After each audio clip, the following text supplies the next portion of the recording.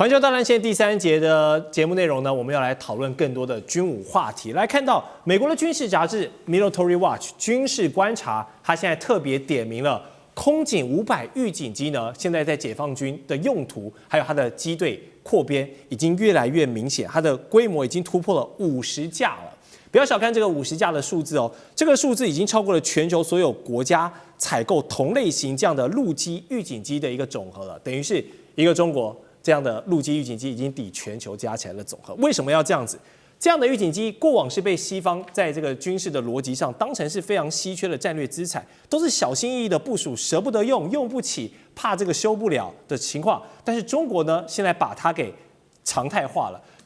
全力用，甚至開發更多的戰術可能。我們來看一下這個空警500預警機的一些核心的技術，包括了它這個固定式的3正面的 AESA 這個有源相控陣雷達，就這一顆啦，這是它的這個核心。這玩意兒呢，就是如同是這個上帝之眼的關鍵，可以透過衛星系統數據的連線呢，然後把這些情資分散給各式各樣殲系列、轟系列、所有系列飛彈也好，串聯起來，等於是當他們的眼睛。好，說白話呢，空警500已經不只是一架單純的預警機了，它已經是現代戰爭一個空中的指揮樞紐。好，那我想問一下艦長，我們看到這樣類似的預警機，西方世界一直以來都不太捨得用，但是現在解放軍已經把它的这個不要說量產了，但是已經可以大量部署到部隊的一個運用，已經以50架了，而且各種的戰術開發、各種的戰術應用現在都一直很頻繁的在進行，而且最重要的是，它可以衍生出一個現在所謂的超視距的一個作戰。你怎麼看這個未來的發展？其實啊，以前大家講到說，這一個例如說E2啊這種，大家都講叫做預警機。可是如果我們看到這個印巴的軍事衝突的話，你真的覺得它只是預警機嗎？還真不是，它是數據鏈的重要節點，也就是上層這一個有關於衛星的部分，下面可以交鏈到這一個防空飛彈，還有直接指揮的第一線戰機，那更不要講說長程預警雷達的提供預警啊。那這一些整個連接起來，這個就叫做體系化。那中國大陸講得非常清楚啊，最後大家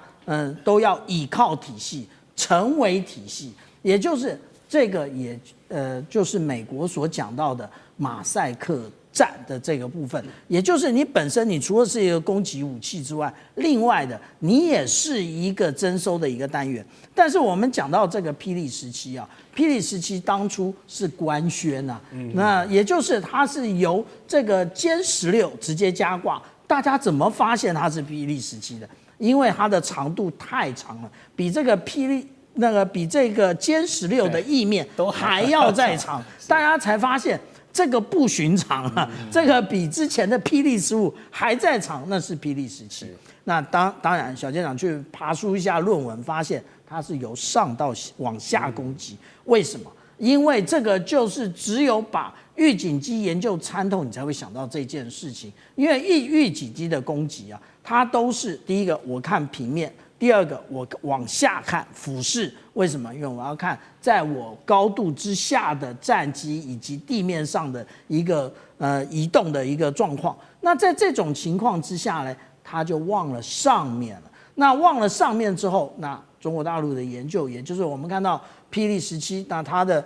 這一個數據啊，有400公里的，那我也有500公里的。那這麼遠的距離，為什麼可以打得到？飛機是不斷的移動的啊。不要忘了，我剛剛為什麼特別講馬賽克戰的原因，也就是任何一個體系的節點都可以提供你這一個預警機的位置，所以預警機以後不只是預警機，叫做預警數位機。那但是我們看到這一個空警500啊，其實我們現在已經看到了這個在福建艦上面的空警600。那它的其實也就是我們講到，它加了一些就是原來的這一個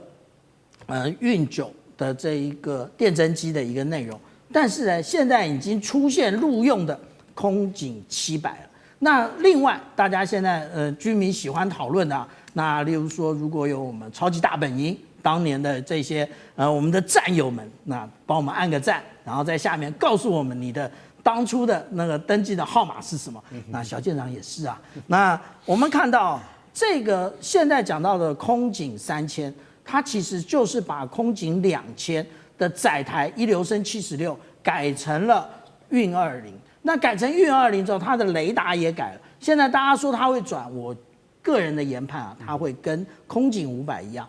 也不會轉。那因為什麼？因為它就是有源的相位陣列雷達，它幹嘛要轉呢？那這是一個。第二個，它會加諸了更多的我們講到說有關於電子戰的一個因素，也就是它會有這一個我們講共形天線的部分，也就是你看起來沒天線，但是它其實是跟飛機的蒙皮長得一樣的那個是它的一個電子戰的天線。那這一個部分呢，也就是說，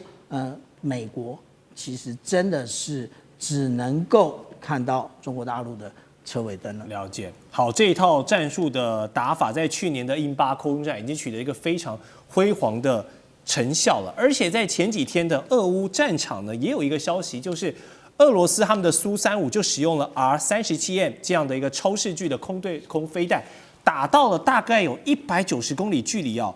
烏克蘭的米格29也被他打落下去，所以印巴空戰還有前幾天發生的這個俄烏空戰，我们都可以看到超視距空戰現在已經不是空有理論了，正在成為現代空戰的一個新的主流。所以中國的空警500現在大規模的這樣協同派發下去，大家來跟各種不同的機種來磨合、來訓練，是已經看到未來空戰的一個雛形跟一個趨勢來做超前部署了嗎？奕修，你的觀察？其實不只是超前部署，是已經早就落實了，否則印巴大空戰不可能是今天這樣子完克印度空軍的結果。對，其實包含這個穆尼爾，就是現在巴基斯坦的元帥啊，他自己都坦誠，他當時鎖定的飛機數量遠比後來擊落的數量還要更多，只是呢擔心到印度全面性的報復，所以呢並沒有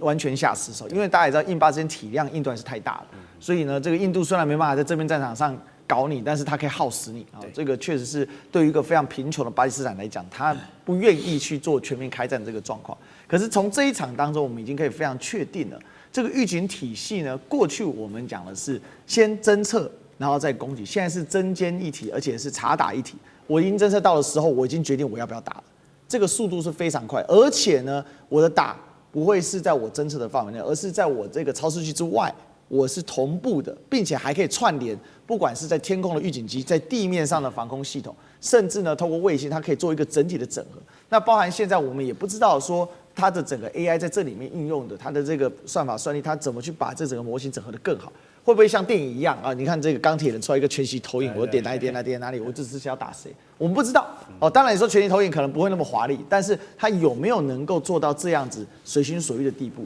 如果巴基斯坦相對來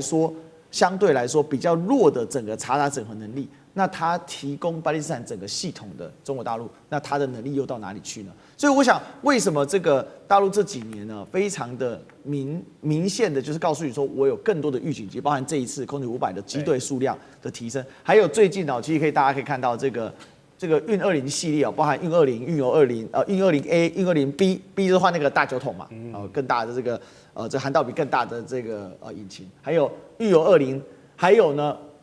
若隱若現的這個空警3000，你可以看到他為什麼要告訴你說，你看我有更多的預警機，其實他目標也很清楚了，要告訴美國不要誤判，我是非常清楚你在幹什麼。那另外當然也是要讓周邊，尤其像是日本跟菲律賓要注意了 ，watch out，我現在的能力不是你可以預想的，而且這個解放軍向來有一個傳統嘛，就他現出來的時候其實是已經做大量部署，因為像最新的這個鯤鵬大片就是剛剛央視軍事所釋放出來的，光是運20B 換這個大涵道比引擎呢，竟然有17架，而且呢全部並列，第一時間我們真的覺得是 AI 啊，大家看得挺爽的。所以這裡面到底接下來中國大陸整個整合的體系是怎麼走？還有6代機現在經常的在大家的天空這邊呼鳴而過，6代機的整合又是更進一步的，它可能不單純就只是說我這個查打的問題而已，而是我更進一步的是不是空中僚機的部分怎麼去打？所以未來很可能出現一個狀況，其實現在俄烏戰場已經告訴我們這樣的基本狀況，就是無人系統的互打。俄烏戰場上最近出現很有趣的現象，它在地面上無人運補車、無人運傷兵，然後呢，無人機去打無人車，各種無人系統在消耗。是，當然裡面還是帶了大量的人員損傷了。只是說這個會不會是未來一個預示？如果你跟不上，那它是無人打你有人哦。那這個就是我們在看到的說，大陸這個預警系統其實它已經是臻於一個成熟，並且還在推進更多的從有人預警到無人預警到無人查打攻擊這樣的一個系列的往前推進。歷史哥剛剛有提到，現在中國這些機隊對周邊鄰國，包括了日本、包括了菲律賓這樣的威懾力，我們就要來看到一個事件：中国的機队如果再加上俄羅斯，兩國的空軍把這個第11次的聯合空中戰略巡航拉到了日本周邊的上空來做一個示威的話，是一個什麼樣的場面？哇，這個機隊太豪華了！我們看到這次的編隊哦，可以說是中俄歷史巡航中啊，支援保障機型最完整的一次，包括剛剛提到的空警500A。轟、歼、運油各式各樣用途的中系的飛行器，搭配俄系的有什麼圖、蘇等等這些戰機，可以給予宮古海峽第一島鏈的一個關鍵出口龐大的壓力。很明顯嘛，就是劍指日本最敏感的防線之一嘛。那麼日本的這個經濟新聞就直接解讀了，這樣的動作就是衝着高市內閣而來的。所以想問一下委員怎麼看這一次中俄的聯合空中的戰略巡航，真的如同日經他們表示的嗎？就是針對你高市政府現在這樣子被所謂定義的新型軍國主義的一點顏色瞧瞧。對，我們看到這個高市政權在最近這段期間哦，一直動作频頻，除了在國內哦，試圖用一個建立一個這個正常國家這樣的論述哦，然後把過去很多有關於和平憲法的限制一個一個都解開了。那麼你更不要提到說他把他的這個軍事裝備開始賣到了國外去啊，賣到了印尼去了。然後呢，包含他跟菲律賓做了聯合的演習，然後包含他自己還拉了一道第一島鏈的防線，把台灣東部的海域都列在裡頭了。那大家看一下那道防線哦，那道防線不是只防中國大陸而已，它同樣也處理了北韓跟這個俄羅斯的問題。除非俄羅斯不打算在遠東這個投射它的這個影響力，否則的話，這個所謂的第一島鏈的防線就等於是把俄羅斯、中國大陸跟北韓都封在裡頭了。那大家想想，俄羅斯跟中国大陸怎麼會吞得下來呢？太平洋又不是你家開的，你說畫下來就畫下來了嗎？所以這一次的這個中俄的這個聯合的空中作戰巡航，其實就是為了展現實力嘛，就秀拳頭給日本看，給日本一個教訓哦。那麼，但是更重要的一點是什麼呢？就各位知道，美國在過去季辛吉跟尼克森當總統的那個時代哦，他們當時為了要裂解中俄的結盟，所以他們採取的叫做聯中制俄。哦，因為當時季辛吉的全球大戰略很清楚，他認為說中俄只要不結盟，所謂的歐亞大陸就不可能會被一股勢力所掌控，利用中俄之間互相牽制，美國再結合歐洲就可以掌握住歐亞大陸了。他一直認為歐亞大陸就是地球這個棋盤的核心嘛，所以當時他們用的就是所謂的這個聯中制俄啊。可是，在最近這段期間，美國的外交界有別的論述了，它叫做反向尼克森。所謂的反向尼克森就是要聯俄制中，因為當中國大陸成為美國未來最有可能的競爭對手跟威脅的時候，他們現在打算反向操作了，開始拉攏俄羅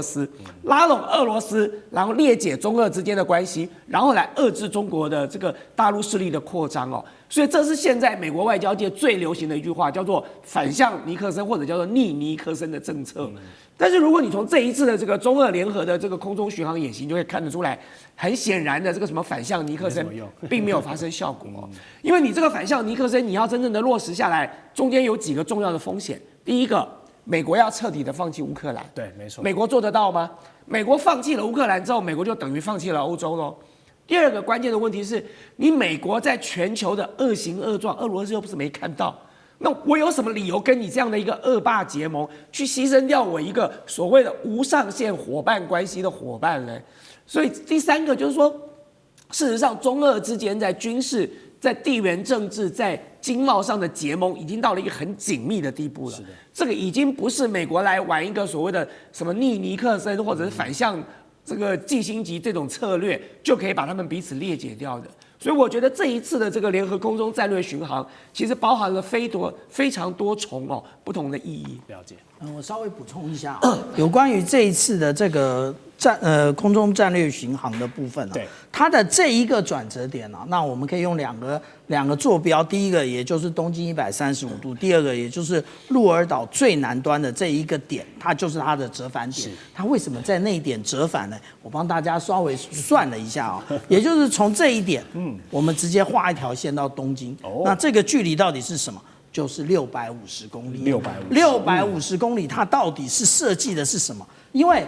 大家有人可能認為那是鋯石，這個高超音速飛彈。對不起，鋯石超過1000公里，它不是要打，而且雄式的這一種TU-95的這種戰略轟炸機，它也不能發射這個鋯石。它最主要的，也就是我們這下面所寫到的KH-101、KH-555、KH-55的這一種飛彈呢。那這一種飛彈呢，它其實的射程就正好是雄式可以攜帶，而且650公里。所以這一個對於那個我們講到的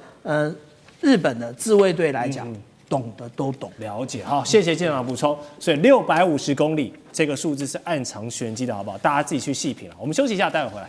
觀眾朋友們，我們要開會員頻道啦！因應呢美中、中東還有印太的亂局，你看到的是新聞，我們看到的是背後誰在操控這個世界。加入會員可以取得獨家視角的通行證，你將優先取得更深的觀點判讀，包括了核心真相分析、歷史脈絡拆解、局勢推演邏輯。同時解鎖會員勳章、優先互動權、問題解析、幕後花絮，支持我們制作高品質的影片。點擊下方的加入鍵，一起成為戰友吧！我們會員頻道見。